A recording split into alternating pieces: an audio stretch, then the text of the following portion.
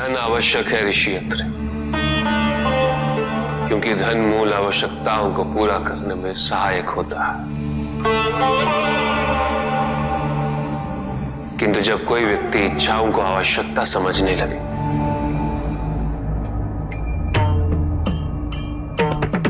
तो धन कितना ही क्यों ना पर्याप्त नहीं होता,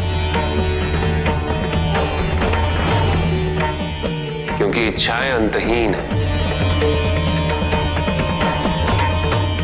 इसलिए मनुष्य कभी ना समाप्त होने वाली इच्छाओं की पूर्ति हेतु धन संचय को ही अपने जीवन का लक्ष्य समझ लेता है।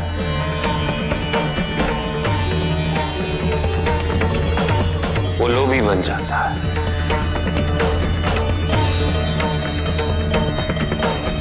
वो भूल जाता है कि उसके जीवन का मुख्य लक्ष्य ईश्वर के समीप आना है।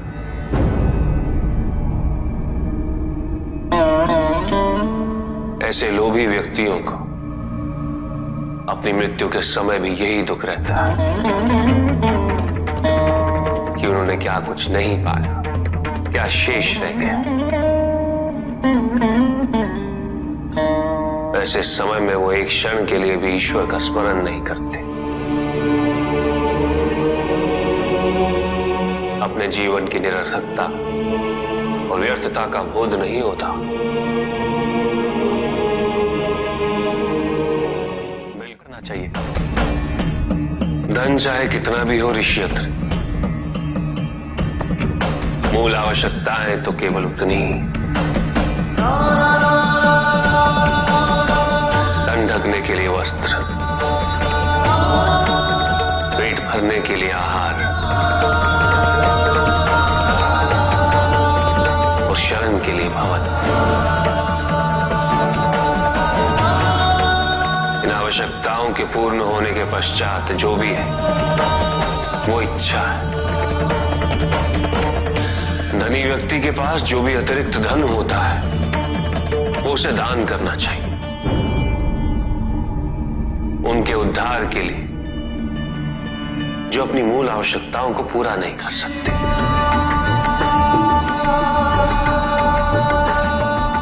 ऐसा करने से संसार में समानता होगी, द्वेष नहीं होगा, सद्भावना बनी रहेगी। किंतु कुछ व्यक्ति इस तथ्य को समझ ही नहीं पाते।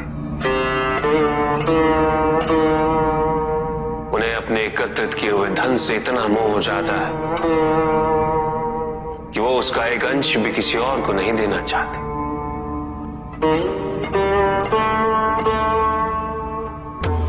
ऐसे व्यक्तियों की सूची में सर्वप्रथम स्थान कुबेर का है।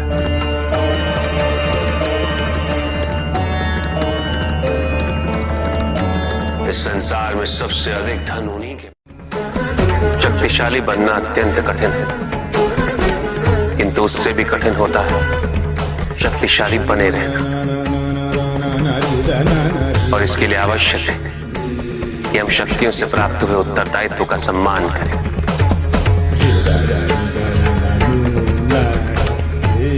अन्यथा हम स्वयं पर निरंतर खो देते हैं और यह हमारे पतन का कारण बनता है।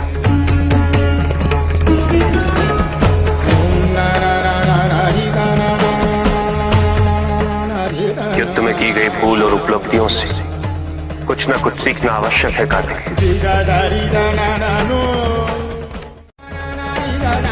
बुराई और अच्छाई के मध्य ये युद्ध निरंतर चलता रहेगा। आज एक अध्याय समाप्त हुआ है, कल दूसरा अध्याय आरंभ होगा।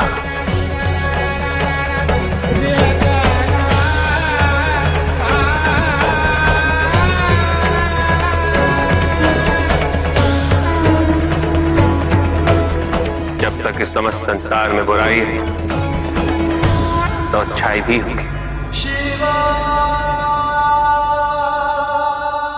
किंतु अच्छाई और बुराई के युद्ध में जीत सदैव अच्छाई की ही होगी।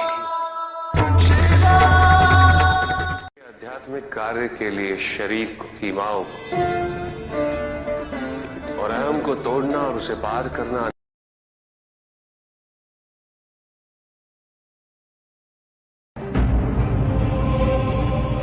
तो मेरा अपराध क्या है प्रभु? तुम्हारा अपराध था एक त्रिदेव को दूसरे से बड़ा समझना, उनमें भेद करना, उनमें तुलना करना।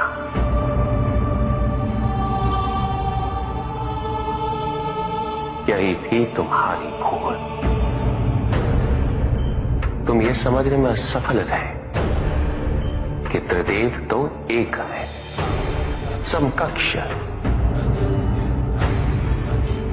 कोई भी किसी से बड़ा नहीं और कोई किसी से छोटा नहीं,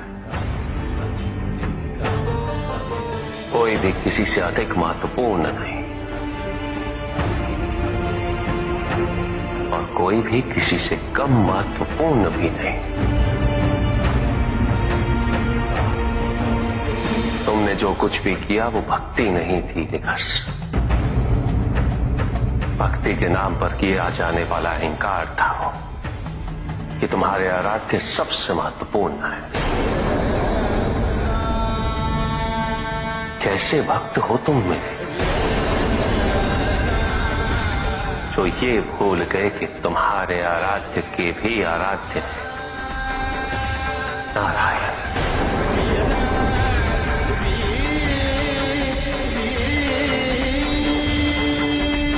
भक्त यदि सच्चा तो उसके पास अपने आराध्य को पाने के अतिरिक्त ये सोचने का समय ही कहां होता है कि उसके आराध्य से महत्वपूर्ण भी कोई है या नहीं। वो तो प्रतिपल अपना ध्यान केवल अपने आराध्य पर ही स्थिर रखता है और जब ऐसा होता है निकस तो ना तुलना होती है, ना प्रतिस्पर्धा होती है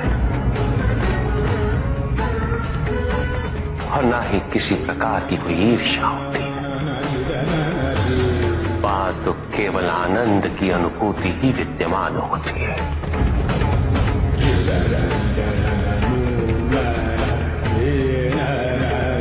यदि तुम ये सोचते हो कि ये समस्त संसार केवल मुझसे है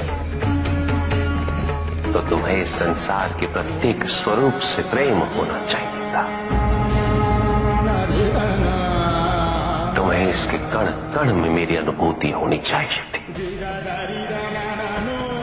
तब भी किसी प्रकार का भेदभाव तुम्हारे मन में उत्पन्न नहीं होता,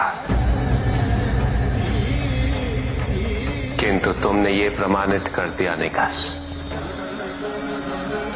कि अपने आराध्य के प्रति तुम्हारी भक्ति वो भी अधूरी थी, अपूर्ण थी।